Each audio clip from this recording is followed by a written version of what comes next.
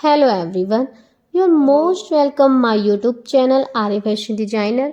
दोस्तों, आज हम धोती सलवार बनाना सीखेंगे जो कि बहुत ही ट्रेंडिंग सलवार है और जिसे बनाना काफ़ी इजी होता है और बहुत जल्दी बन जाती है। और एक सिंपल से सूट में अगर ये सलवार बन जाए तो सूट की लुक ही चेंज हो जाती है। तो आइए दोस्तों शुरू करते हैं बहुत ही आसान तरीके से। दोस्तों, ऐसी प्यारी प्यारी सी वीडियो देखने के लिए मेरे चैनल को सब्सक्राइब करें और साथ में बेल आइकन प्रेस करें ताकि आपको टाइम से नोटिफिकेशन मिल जाए। और आपको कुछ भी नया सीखना हो तो कमेंट बॉक्स में बताइएगा ज़रूर और साथ में मुझे फीडबैक भी दीजिएगा कि आपको ये वीडियो कैसी लगी। सो हे गाइस, सबसे पहले मैंने कपड़े को डबल फोल्ड करके ऐसे कुछ फैला लिया है। इसके बाद दोस्तों, जो हमारे कपड़े का पना है वो 44 इंच है, क्योंकि इसमें जितना ज़्यादा पना होता है उतनी ही फ्लेयर अच्छी बन के आती है। और जो कपड़े की लंबाई है वो 2.25 मीटर है। तो इस तरह से दोस्तों हमने इसको डबल फोल्ड करके अभी इसको हमने एक ट्रायंगल के शेप में फोल्ड कर लेना है, यानी कि जैसे हमारी काइट होती है। तो इस तरह से दोस्तों अभी मैंने देखनी है लेंथ। तो लेंथ हमारी जो सलवार की है वो 39 इंच पर है, तो 1 इंच छोड़ देना है साइड से। तो सबसे पहले तो मैंने इसमें किनारी को इसको कट कर देना है ताकि चारों पल्ले एक बराबर हो जाए। इस किनारे को कट कर दीजिए। इसके बाद दोस्तों मैंने इस तरह से 1 इंच छोड़ करके 1 इंच हमारा जो फोल्डिंग होता है नीचे पहुंचा यानी कि मोहरी, उसके बाद मैंने अपनी टोटल लेंथ लेनी है। इसमें कुछ भी कम और ज़्यादा नहीं करना है। तो 39 इंच पर ही हम इसमें लेंथ ले लेंगे। धोती सलवार में उतनी ही लेंथ लेनी होती है। इसके बाद दोस्तों हमने ये वाले निशान को, जो हमने लेंथ वाला निशान लगाया है, उस निशान को उस कोने के निशान से मिलाना है। इस तरह से कोने के निशान पे अगर हम मिलाते हैं दोस्तों तो इसमें काफ़ी ज़्यादा फ्लेयर बन के आती है, यानी काफ़ी ज़्यादा प्लीट होती है। तो इस तरह से आप इस कोने से मिला लीजिए अगर आपके पास अच्छा कपड़ा है। इसके बाद दोस्तों, अगर आपने सलवार में प्लीटें कम रखनी है, कुछ लोग नहीं भी लाइक करते हैं, तो आप इस तरह से कहीं भी रखिएगा। जितनी आपने कम करनी है उसी हिसाब से आप नीचे रख सकते हैं, लेकिन मैंने कॉर्नर से ही मिलाया है क्योंकि मैंने काफ़ी सारे प्लीट्स डालनी है। इसके बाद दोस्तों हम इसमें आसन करेंगे। तो आसन के लिए जहाँ से हमने लेंथ का निशान लगाया था यहाँ पर 9.5 इंच पर मैंने आसन लगाना है। 9 और 10 इंच हमारी सलवार के आसन में काफ़ी होता है और 2 इंच मैंने आसन में विड्थ रखनी है। तो इस तरह से, और दोनों निशानों को आपस में मिला देना है कुछ इस तरह से। साथ में मैंने क्रोच एरिया के लिए राउंड शेप देनी है, जैसे हम नॉर्मल सभी पैंट में या सलवार में करते हैं। तो इस तरह से राउंड शेप दीजिएगा और अभी मैंने इसकी कटिंग कर देनी है। तो जिस तरह से मैंने निशान लगाए थे कॉर्नर से हमारी जो लेंथ है वहाँ तक कट कीजिए और साथ में आसन वाली साइड में भी कट कर दीजिएगा कुछ इस तरह से। इसके बाद दोस्तों, जहाँ पर हमने ये कोने वाले निशान लगाया था, इस कॉर्नर पर देखिए, इस वाले कॉर्नर पर मैंने 2x2 इंच पर 2 निशान लगाने हैं ऊपर और नीचे, और इसको कट कर देना है। इसी साइड में मैंने इसमें प्लीट डालनी होती है। नॉर्मल सलवार में हम आसन की साइड में प्लीटें डालते हैं, लेकिन धोती सलवार में हम जिधर हमारा 2 इंच पर कट है उस साइड में प्लीट डालनी होती है। साथ में मैंने मोहरी जो ओपन रखनी है उसके लिए एक निशान लगाना है। तो 5.5 इंच पर मैंने मोहरी को ओपन रखना है और वहाँ पे कट लगा देना है। इसके बाद मैंने बेल्ट रेडी करनी है। तो बेल्ट में दोस्तों मैंने एक सीधी लाइन ड्रॉ कर लेनी है और बेल्ट में मैंने दोस्तों 2.5 या 3 इंच एक्स्ट्रा मार्जिन रखना है। तो हमने 6 इंच की बेल्ट की कटिंग करनी है। तो इस तरह से दोनों साइड में मैंने 6 इंच पर निशान लगा लेना है। सेम निशान दूसरी साइड में। तो 2 इंच तो हमारा इलास्टिक को फोल्ड करने में चला जाएगा और लगभग 1 इंच हमारा सलवार को जॉइंट करने में चला जाएगा। तो इसमें मैक्सिमम कपड़ा बचेगा 3 इंच। तो ये हमने एक्स्ट्रा रखना होता है। तो ये हमने इसलिए एक्स्ट्रा रखते हैं दोस्तों, धोती सलवार हल्की लंबी होती है तभी बॉडी पर फिट बैठती है। ज़्यादा ऊंची होती है तो एड़ियों से ऊपर चढ़ने लगती है। तो इसलिए आप भी अपनी धोती सलवार में 2 या 3 इंच के समथिंग एक्स्ट्रा जरूर लीजिएगा और इस तरह इसकी कटिंग कर दीजिएगा। तो ये हमारी बेल्ट भी कट चुकी है और जो बेल्ट की विड्थ रखनी है मैंने 21 इंच रखनी है। तो ये जो हमारी लेंथ आई है 22 इंच है। तो टोटल आधा इंच एक्स्ट्रा होने से कोई दिक्कत नहीं होती। अभी मैंने अपनी सलवार को स्टिच करना है। तो उसके लिए मैंने सबसे पहले आसन को स्टिच करना होता है। तो दोनों साइड से आप आसन को अच्छे से पकड़िएगा और इसके ऊपर सिलाई कर दीजिए। देखिए दोस्तों, आसन इसमें थोड़ा दूसरा ढूंढना पड़ता है क्योंकि वो ट्रायंगल शेप में रहता है तो काफ़ी दूर दौड़ जाता है, इसलिए आप भी ध्यान से दोनों आसन पकड़िएगा। उल्टा सीधा पहले ही देख लीजिए और इसके ऊपर सिलाई कर दीजिएगा फिनिशिंग के साथ, जैसे नॉर्मल हम क्रोच एरिया को जॉइंट करते हैं इस तरह से। सेम ऐसे ही मैंने दूसरी साइड में भी आसन को स्टिच कर लेना है और इसके ऊपर भी मैंने सिलाई कर देनी है। इसके बाद मैंने अपनी मोहरी फोल्ड करनी है, यानी कि पोंचा। तो इस तरह से जहाँ पर हमारा ट्रायंगल बना हुआ था, और मैंने मोहरी कितनी फोल्ड करनी है उसके लिए पहले से कट्स लगाए हुए हैं। तो यहाँ से आप इसको फोल्ड कीजिएगा, इस तरह से आप इसको फोल्ड कर लीजिएगा दोस्तों। एक पैर के बराबर ही फोल्ड करना है, ज़्यादा नहीं, थोड़ा सा फोल्ड कीजिएगा। इस तरह पकड़िएगा और इसको फोल्ड कर दीजिएगा और इसके ऊपर सिलाई कीजिएगा।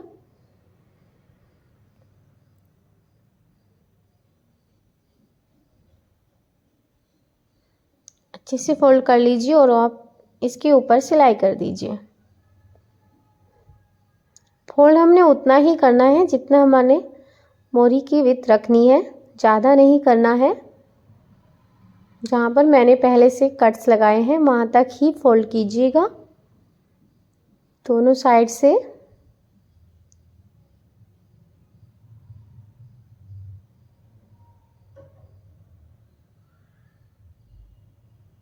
सेम ऐसे ही दोनों साइड से फोल्ड करने के बाद फ्रेंड्स, मैंने अपने ये जो क्रोच एरिया वाली लाइन होती है साइड से अपनी सिलाई कर लेनी है। तो इस तरह से दोनों को अच्छे से फैला लीजिए और इसके ऊपर ऐसे सिलाई कर दीजिएगा।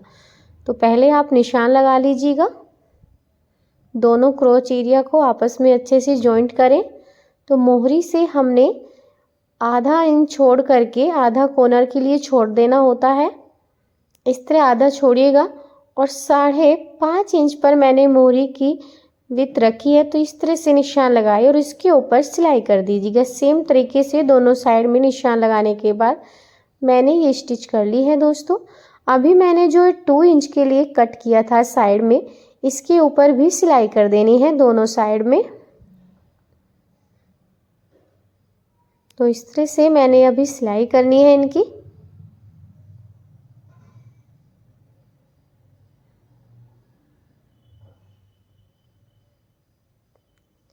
इसके बाद दोस्तों मैंने बेल्ट को भी रेडी करना है, क्योंकि मैंने इसमें बेल्ट को नापने के बाद ही पता करना होता है कि कितनी प्लीट्स बनानी होती है। तो बेल्ट को रेडी कीजिए और इसको फोल्ड कर लीजिए। इलास्टिक हम बाद में डालेंगे सलवार को कंप्लीट करने के बाद।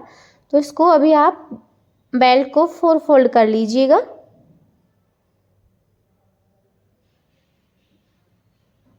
और इसको नाप लीजिएगा।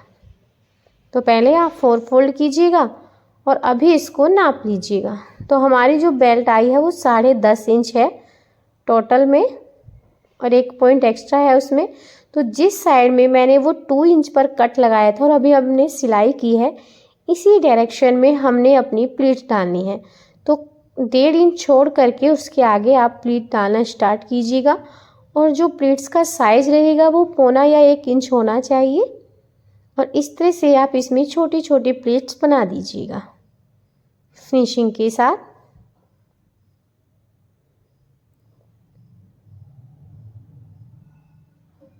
तो इस तरह से फिनिशिंग के साथ सभी प्लीट्स बना दीजिए। गैप कम से कम 1.25 या 1 इंच का ही रखें एक प्लीट में और दूसरी प्लीट के साथ। और इस तरह से दोस्तों ये प्लीट डालने के बाद थोड़ी सा कपड़ा रह जाए तो अभी एक बार मेजर कर लेते हैं। तो हमने एक साइड में 10.5 इंच पर प्लीटों को डालना है। तो जहाँ पर हमारा 2 इंच पर जॉइंट है, यहाँ से हमने नापना है और देखना है कि कितने इंच पर हमारी प्लीट्स डल चुकी हैं और कितना बाकी है। तो अभी हमने बचे हुए कपड़े को बाकी बचे इंच पर कवर कर लेना है कुछ इस तरह से। एक बार फिर से नाप लेते हैं। अभी मैंने कितनी प्लीट्स की ज़रूरत है, तो इस तरह आप सिलाई के पास रखिएगा और नाप लीजिएगा। तो मैंने ओनली 1 प्लीट को बनाना है, तो इस तरह से सिलाई के पास कपड़े को पकड़िए और एक प्लीट और डाल दीजिएगा। तो इस तरह से ये प्लीट्स की सिलाई कंप्लीट कीजिएगा और धागे को कट करने के बाद एक बार फिर अच्छे से नाप लेते हैं दोस्तों, ताकि छोटा बड़ा ना हो जाए। मैं इसलिए बार बार नाप रही हूँ ताकि आप लोगों को अच्छे से समझ आ जाए। तो ये देखिए 10.5 इंच पर और 1 पॉइंट एक्स्ट्रा हमारा टोटल प्लीट डल चुकी हैं। सेम प्लीट मैंने चारों साइड में डालनी होती है। नॉर्मल सलवार में ओनली फ्रंट में एक्स्ट्रा प्लीटें होती हैं, बैक में ओनली 2 प्लीट डलती है, लेकिन धोती सलवार में चारों साइड में बराबर प्लीट डालते हैं। तो इस तरह से जहाँ पर हमारा 2 इंच का डायरेक्शन है उसी की दूसरी साइड में हमने प्लीट डालनी है। तो कपड़े को कुछ इस तरह घुमा दीजिएगा और इस साइड में भी आप प्लीटें बनाना स्टार्ट कीजिएगा। तो सेम साइज हमने यहाँ पर भी 1.5 इंच छोड़ करके ही प्लीट डालना स्टार्ट करना है। तो इस तरह से मैंने चारों साइड में एक बराबर प्लीट्स डाल दी हैं। देखिए दोस्तों, कुछ इस तरह से हमारी धोती सलवार में प्लीटें डलती हैं और एक बार हमने इसको नाप लेना होता है अपनी बेल्ट के अकॉर्डिंग। तो इस तरह से अच्छे से इसको रखिएगा और इसे नाप लीजिएगा। तो हमने 21.5 इंच चाहिए होगा, तो इसको नापने के बाद हमारा देखिए ये भी 21.5 इंच रेडी हो गया है। तो अभी हमने इसके साथ अपनी बेल्ट को जॉइंट करना है। तो इस तरह से हम अपनी सलवार में प्लीटें बनाते हैं और साथ में मैंने इसमें सलवार में बेल्ट को जॉइंट करना है। तो उसके लिए दोस्तों ये मैंने बेल्ट ली और बेल्ट में जो सेंटर है जहाँ पर हमारी सिलाई हुई थी उस सेंटर को पकड़ना है और इसके साथ स्टिच करना है। सलवार को हमने सीधी साइड लेना है और बेल्ट को उल्टी साइड से रखना है और इस पर आधा इंच कपड़े को छोड़कर सिलाई कर देनी है। चारों साइड में हमने ये सिलाई कंप्लीट कर लेनी है कुछ इस तरह से। बहुत ही फिनिशिंग के साथ अच्छे से अपने प्लीट्स को सेट करते जाइएगा और इसके ऊपर बेल्ट को रखते हुए सिलाई कर दीजिए।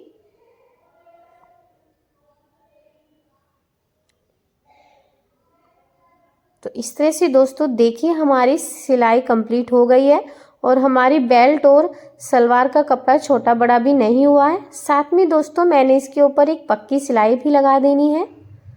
इससे सलवार की जो बेल्ट है और प्लीटें वो अच्छे से सेट हो जाती हैं। तो देखिए इस तरह से हमारी प्लीटें बन के आ गई हैं। अभी मैंने अपनी सलवार में इलास्टिक डालनी है। तो इलास्टिक लेने का तरीका दोस्तों ये होता है कि जो हमारी टोटल वेस्ट होती है उसमें से 6 या 7 इंच माइनस कर लीजिए।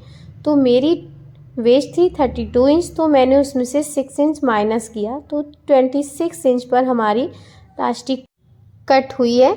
दोस्तों अभी हमने इलास्टिक को जॉइंट करना है। तो जॉइंट करने का तरीका ये होता है, दोनों साइड से पकड़िएगा और इसके ऊपर सिलाइयाँ कर दीजिएगा। बहुत सारी सिलाई कीजिएगा ताकि अच्छे से जॉइंट हो जाए।